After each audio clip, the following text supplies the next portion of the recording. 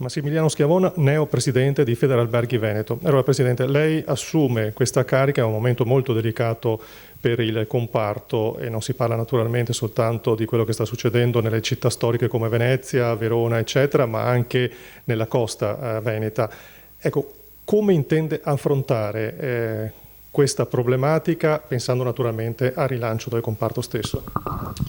Indubbiamente ci troviamo in un momento drammatico per il comparto, estremamente difficile, soprattutto per molte aziende che stanno ancora quotidianamente combattendo con il tentativo di sostenere e salvare la propria attività.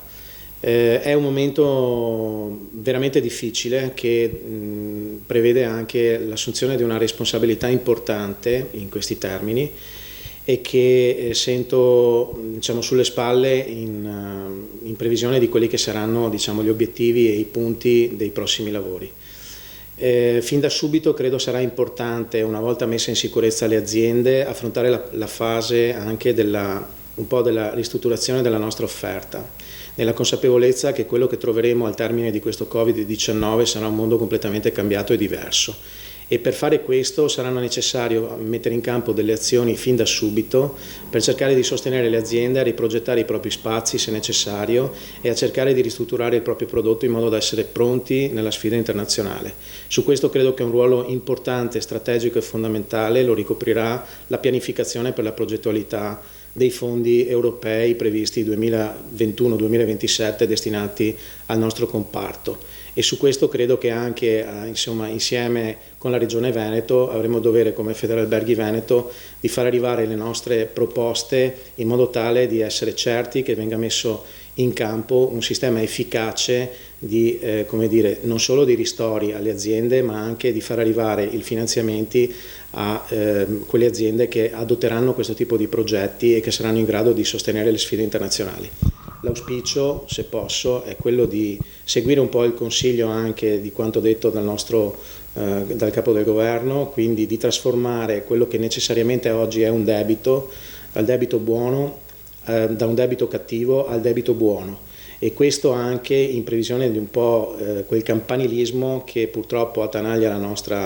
solo la nostra regione ma anche il nostro sistema turistico, trasformarlo in campanilismo buono rispetto al campanilismo cattivo, cioè cercare di far sì che la capacità di eccellere rispetto alla concorrenza questa volta venga destinata nella volontà di eccellere rispetto a una concorrenza che oggi non è quella del vicino di casa, ma sarà la concorrenza internazionale non appena, come mi auguro, questa situazione di pandemia generale finirà. Secondo lei da questo momento di difficoltà, di estrema difficoltà per il comparto, potrebbero nascere e svilupparsi delle nuove opportunità? Io ne sono assolutamente convinto che il settore, se riuscirà a ripensare al proprio modo di fare turismo in un paese che il turismo, abbiamo sempre detto, ha costituito il 13% del PIL, sono assolutamente certo che ne uscirà ancora più forte di prima. La difficoltà adesso è quella di mettere in equilibrio le aziende che hanno queste potenzialità ma che fino adesso sono state impegnate a mantenere degli equilibri finanziari per cercare di restare e resistere sul mercato. Da domani in poi inizia una nuova sfida, anzi da oggi in poi direi inizia una nuova sfida, che è quella appunto di riuscire a reperire le risorse necessarie che arriveranno necessariamente attraverso i fondi europei su tutto il nostro territorio, riuscire a intercettarle e calarle adeguatamente su quello che è il nostro comparto.